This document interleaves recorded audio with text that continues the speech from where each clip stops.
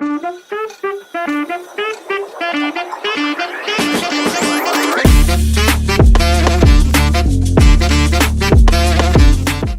मित्रांनो, स्वागत आहे तुमचं आपल्या यूट्यूब चॅनलमध्ये. आणि आजचा आपला टॉपिक आहे की मार्केटमध्ये एंट्री कशी घ्यायची. चला तर मग व्हिडिओला सुरुवात करूया. मी आता सध्या EURUSD अवर्ली टाईम फ्रेममध्ये आहे. तुम्ही बघू शकता की मार्केट एक डाऊन ट्रेंड आहे, परंतु आपल्याला जर इंट्राडे करायचं असेल तर तुम्हाला मायनर ट्रेंड हा चेक केला पाहिजे.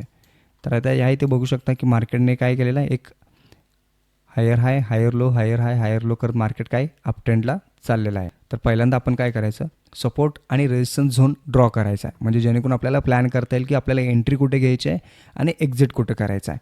ह्या दोन गोष्टी खूप इम्पॉर्टंट आहेत. मार्केटमध्ये जर तुम्हाला प्लॅन करायचं असेल तर पहिला तुमची एंट्री आणि एक्झिट हे तुम्हाला माहीत पाहिजे.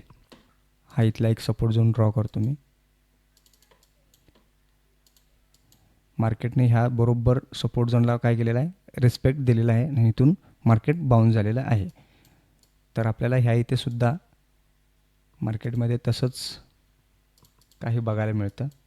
आता ह्या इथे बघा, ह्या इथून फिबोनाची ड्रॉ केला तर मार्केटने एक्झॅक्ट ह्या गोल्डन झोनपासून मार्केटने काय केलेलं आहे, रिस्पेक्ट दिलेला आहे. ह्या इथून ह्या वीकपासून ते ह्या वीकपर्यंत आपण फिबोनाची ड्रॉ करूया. तर बघा मार्केट परत गोल्डन झोनमध्ये आलेलं आहे. तर इथून मार्केट वरती जाण्याचे चान्सेस जास्त आहेत. अशा प्रकारे तुम्ही ॲक्युरेसीसुद्धा तुमची वाढवू शकता. फिबोनाची टूल हे खूप इम्पॉर्टंट टूल आहे. जर ह्याबद्दल माहिती नसेल तर तू कमेंटमधून कळवा, मी याचीसुद्धा माहिती तुम्हाला मी व्हिडिओच्या माध्यमातून देईन. आता बघा आपल्या सपोर्ट झोनवर मार्केट काय झालेलं आहे, रिटेस्ट झालेलं आहे. तर एंट्री कशी घ्यायची हाच आपला टॉपिक आहे. तर समजा अवर्ली टाईम फ्रेममध्ये तुम्ही सपोर्ट आणि रेजिस्टन्स झोन ड्रॉ केला असेल तर तुम्हाला 15 मिनिट किंवा 5 मिनिटामध्ये जाऊन ही एंट्री बघितली पाहिजे. तर आपण 15 मिनिटामध्ये जाऊया. आता बऱ्याच जणांचं क्वेश्चन असतं की सपोर्ट झोन आणि रेजिस्टन्स झोन आम्हाला ड्रॉ करता येतो, पण एक्झॅक्ट सपोर्ट झोनवर किंवा रेजिस्टन्स झोनवर जर मार्केट रिटेस्टला आलं तर तिथे काय करायचं नेमकं हे कळत नाही. फोमोमध्ये येऊन आम्ही ट्रेड घेतो आणि लॉसेस होतात. तर त्यासाठी तुम्हाला मी काही गोष्टी सांगणार आहेत, ते तुम्ही तुमच्या लिहून घेतला तरी चालेल. आता बघा मार्केटने ह्या इथे रेटेस्ट दिलेला आहे. तर ह्या सपोर्ट झोनवर नेमकं काय बघायचं, कमीत कमी तुमच्याकडे 4 कन्फ्लुएन्स पाहिजेत. त्या आधारावर तुम्हाला ट्रेड घेतलं पाहिजे. 1 किंवा 2 कन्फ्लुएन्स जर तुम्ही ट्रेड घेतला तर तुमचे लॉसेस होण्याची शक्यता जास्त आहे. आता मी 4 कन्फ्लुएन्स कसे घेतो ते तुम्हाला मी सांगणार आहे. आता बघा पहिला तर हा सपोर्ट झोन आहे. सपोर्ट झोनवर मार्केट रेटेस्ट झालेला आहे. सपोर्ट झोनवर ह्या सपोर्ट झोनवरती मार्केटच्या जे कॅन्डल आहेत ते आत क्लोज झाले पाहिजेत. ह्या इथे जर वीक राहिली आणि मार्केट तिथनं रिटेस्ट झालं तर तो प्रॉपर रिटेस्ट मानला जात नाही, कारण मार्केट परत येऊन ह्या बॉक्समध्ये येण्याची शक्यता जास्त असते. त्यामुळे सपोर्टमध्ये ह्या कॅन्डल्स क्लोज झाल्या पाहिजेत. तर आता बघा ह्या इथे तुम्ही ह्या इथे चार्ट पॅटर्न बघू शकता.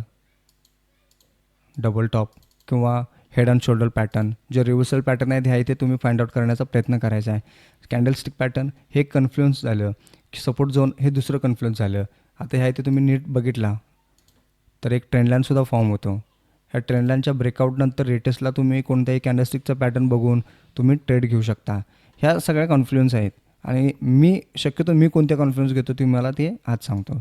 हा सपोर्ट झोनवर पहिला एक कॉन्फ्लुएन्स, त्यानंतर सेकंड म्हणजे ट्रेंडलाईन, तर ब्रेकआउट, त्यानंतरनं आणखीन एक कॉन्फ्लुएन्स घेतो ते म्हणजे कॅन्डलस्टिकचा पॅटर्न, आणि चौथं असतं ते माझं ब्रेकअप स्ट्रक्चर.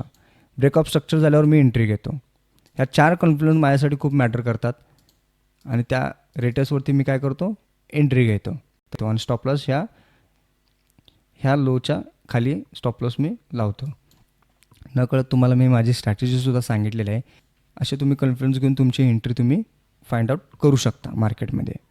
तर हा आजचा व्हिडिओ तुम्हाला कसा वाटला प्लीज कमेंटमधून कळवा, आणि आपल्या चॅनेलला सबस्क्राईब करायला अजिबात विसरू नका, आणि बेल आयकॉनवरतीही क्लिक करा, जेणेकरून असेच नॉलेजेबल व्हिडिओ मी तुमच्यापर्यंत पोचवत राहीन. धन्यवाद.